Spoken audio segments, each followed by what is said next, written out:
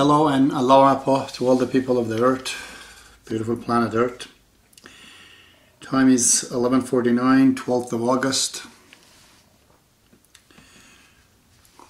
Just about 10 minutes to midnight.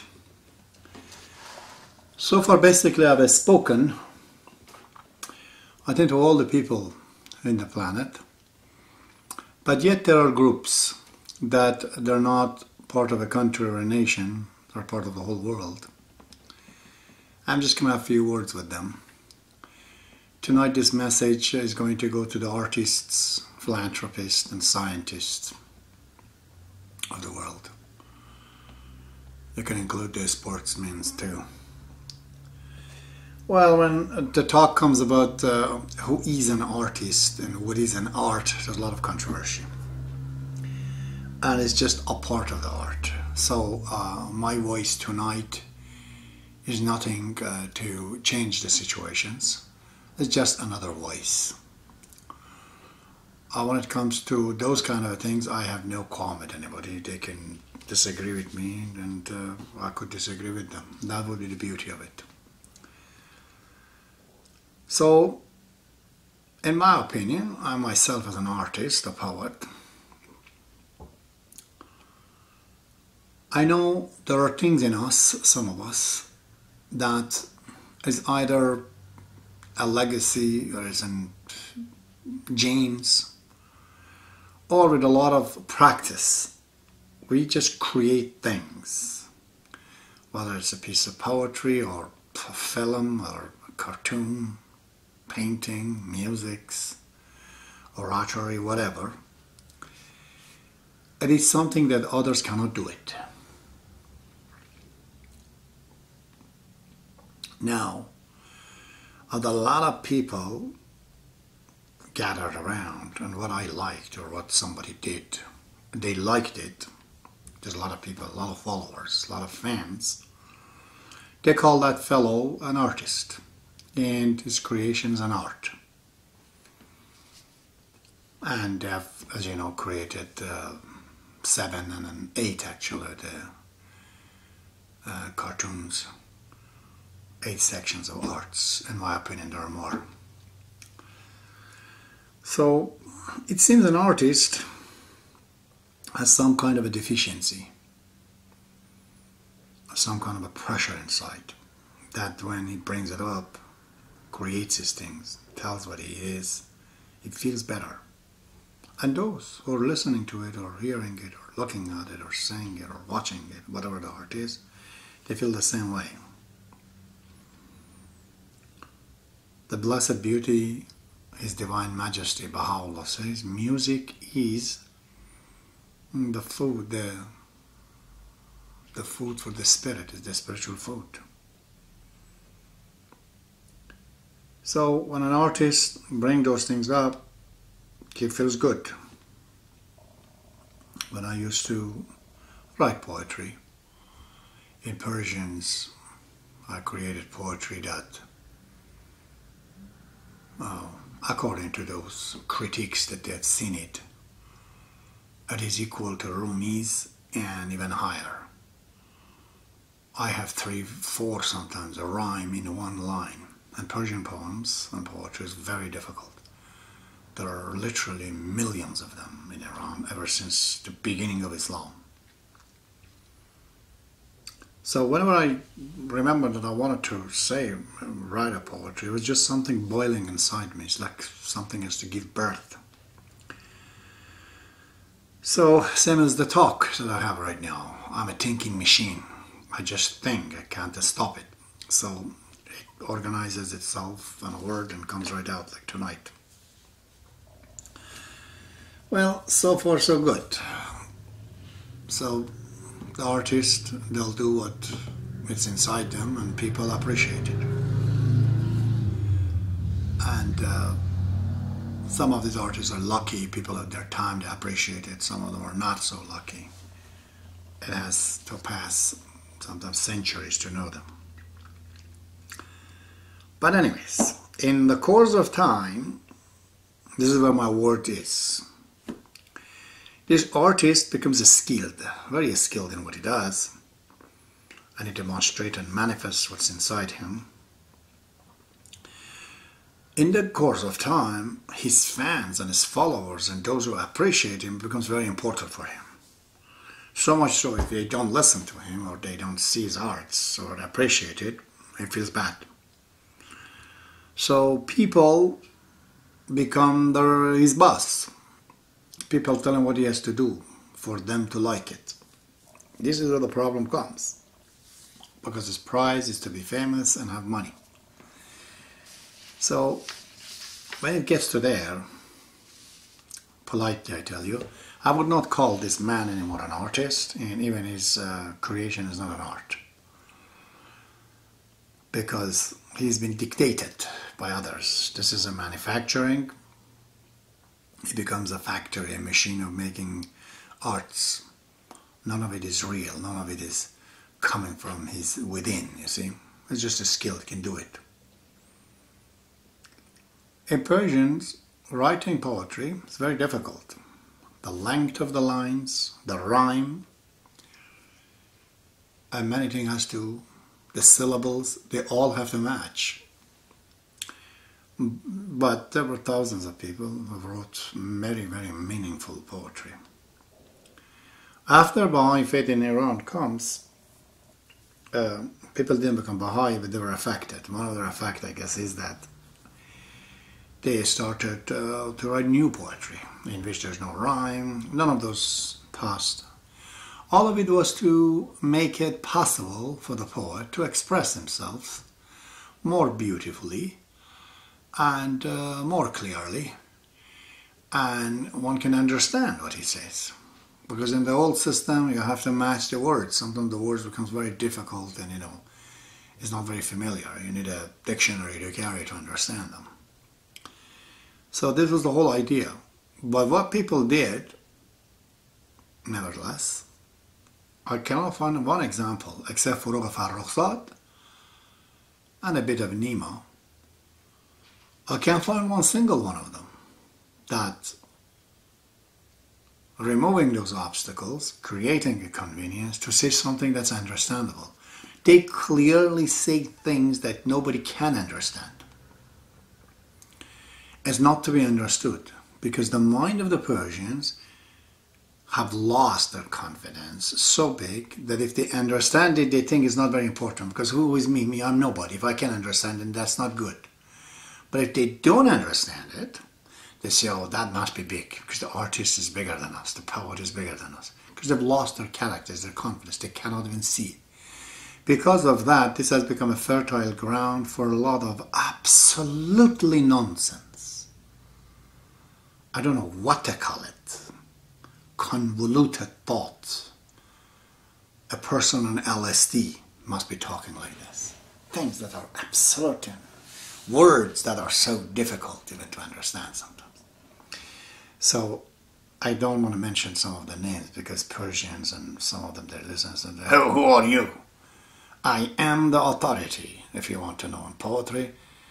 Go read the 9 Masnavi, about 5,000 lines. I put it on the website in the Persian. Bring it up to those who know, and they tell you that this is not a simple thing to do. Okay. But I never wrote it, just decide to go and manufacture it. It comes in me, the idea, in a rhythmic way. Same philosophy that I talk to you. Then, comes in those line of poetry. But I've written even new poetry, but it all has to have some meaning, some beginning, some end. So I'm just trying to tell you that, how things have to change. I remember that some times ago, 10 years ago probably, in Toronto, one of these Persians approached me and read my book. He says, your poetry is the best I've seen in recent years. And it is great product. It has to be sold. You don't know how to sell it. Because with this, we could create a different sect of religion in Sufism, mysticism. Boy, oh boy, Persian, they need it after this Muslim regimes that are there, they don't know what the real meaning of Islam is. You have beautifully, so masterfully explained everything. Except there's one problem with it. You have keep saying Baha, Baha, Baha, a reference to Baha'ullah. He told me that if you can change this word Baha to Khoda, which rhymes completely. Khoda means just God. Don't say Baha, just say God. It rhymes easily, can be done. I will be one of your followers, and I got a couple others, and we're going to make you famous in here, and we're going to make a lot of money. Religion is the best business. In this case, we can actually help people. You could guess what my answer would have been to him, because I'm talking to you today. But I told him, brother, if Jesus Christ appears among you, people like you would approach him and tell him he could be a good salesman to sell vacuum cleaner. I can't do what you want me to do. I have a job. I'm sure you're right, but that is not how I perceive things. I'm taken by Baha'ullah as my father, and nothing can change it. So, an artist has a duty towards humanity, towards his fellow human being. If God has given them this power, nature, practiced it, he gave it, to use these to express spiritual values so people can become better people, happier, honest. You see? Not make it a means to become rich and famous. That is not really what it is. Well, even in moderately somebody wants to make a money out of it, it's fine. You could become a millionaire out of it, but you cannot change the protocol that the goal and the final result of all of this is that so we express the truth among the people. What's so much missing? If you don't do it, you're worse than any devil. You're worse than Saddam Hussein. You're killing people. You're sending them to the land of imagination. They're incapable of thinking even anymore.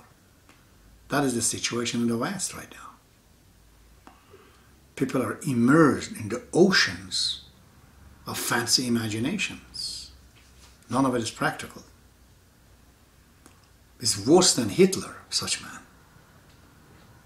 Because I've seen in Iran, and I've seen it in Hollywood, what they do. You have to change the course, okay?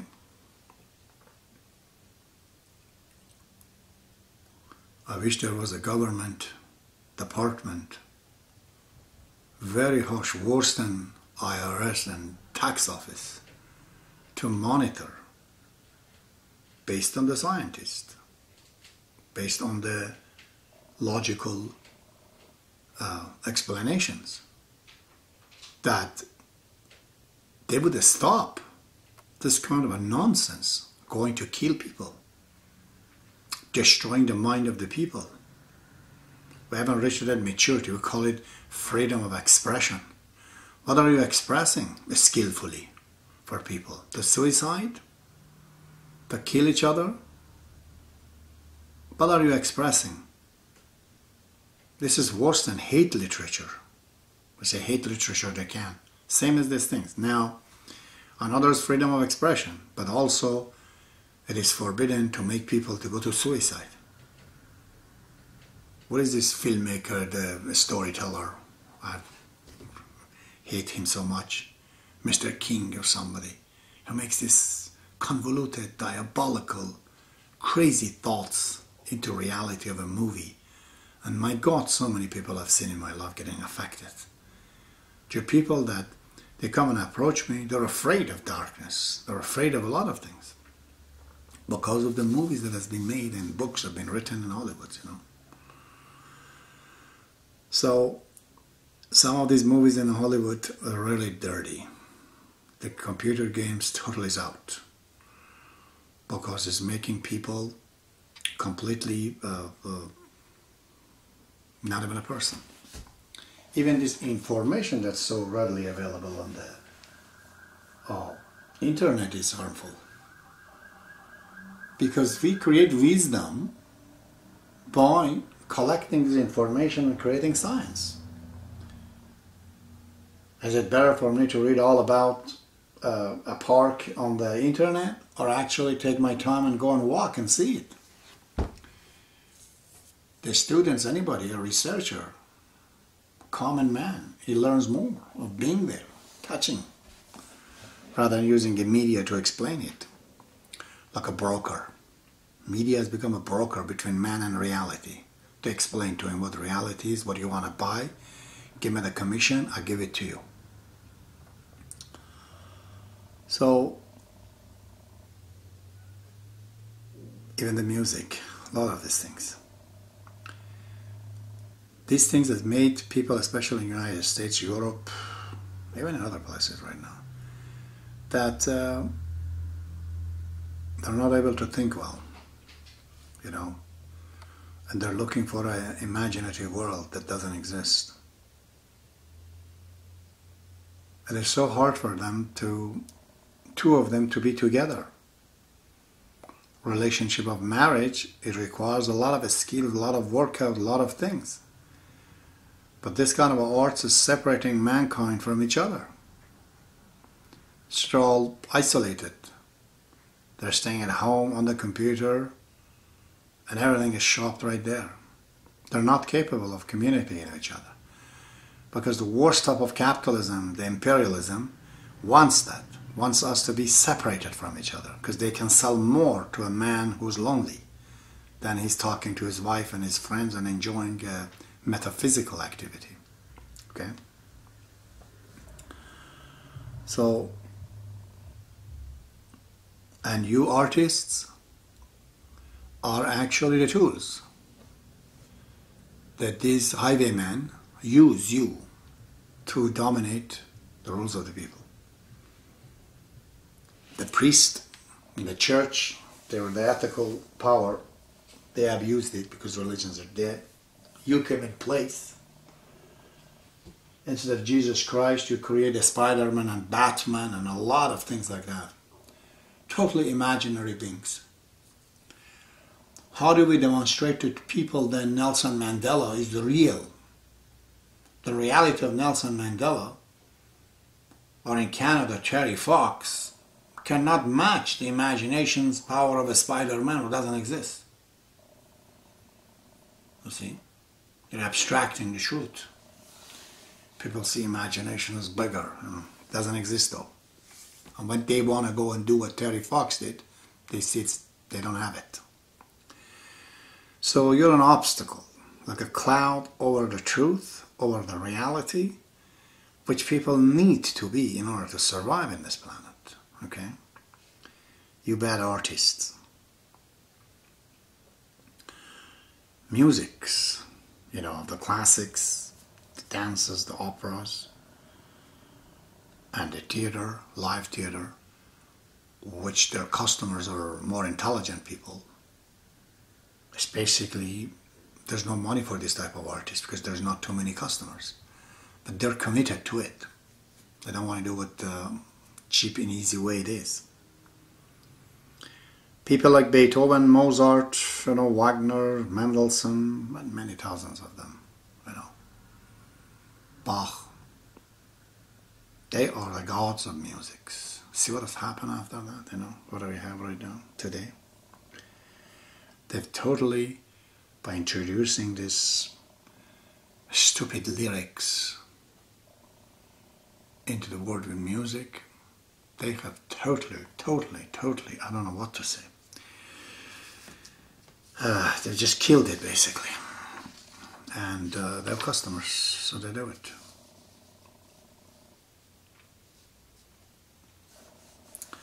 The writers at the time of Baha'i faith, they were great. But as people are going one way and the Baha'i faith goes another way, they're getting more and more separated from their reality and the truth, the more perverted they have become. What are people like Dostoevsky, who was my teacher, Tolstoy, Turgenev, Gorky, Chekhov, Boris Pasternak, Bertolt Brecht, Victor Hugo, Charles Dickens, Mark Twain, even Hemingway? Where are those guys? You see? They're turned into Mr. King, the writer of the convoluted ideas, and many of them. And if there are some good ones, nobody notices them. They don't have money. So was the painter. People like Rembrandt turned to become Picasso or Salvador Dali because they made money this way. Those are not arts. Even if it is arts, it's arts of a crazy person. Okay? Normal people have to have artists too. They could take those work of Picasso and Salvador Dali and others to some psychiatric word. Some people, they might like it. I don't believe even it is good for them because it takes them more into imaginations. The reality should not be expressed this way. Okay? Walt Disney even, the creation of the 8th art, all of his writings, all of his movies, they have the sense that they're going to go towards the enhancement of their spiritual values. It was love, it was sacrifice, it's bravery, good over the evil. You know, it's all changed to a SpongeBob now. Okay? It's all mutated in the wrong way. Hollywood has done a lot of great movies, there's no doubt, but there are a lot of bad ones too. When I look at the movies like Ten Commandments, Spartacus, you know, or in a recent one, Gladiator, or The Greatest Story Ever Told, or that Young Lions of Marlon Brando, you know, Schindler's List was newly done. Great Escapes, you know, in the Western area, Seven Magnificent, or This Wild Bunch, I remember William Holden, or Dancing with the Wolf, Mr. Costner, you know. Or what about This Last Samurai? They are the movies that, again, they tell us the values. And they're done in a real way. I don't know how successful they are. I'm actually much interested even in the science fictions. But when a giant like a Stanley Kubrick makes that movie, like 2001, 2011, that's an amazing movie. I don't know if the writer knew or not, but that monolith represents the Book of God. That when people touch it, they change. In it, they find eternity. See, that's what it is.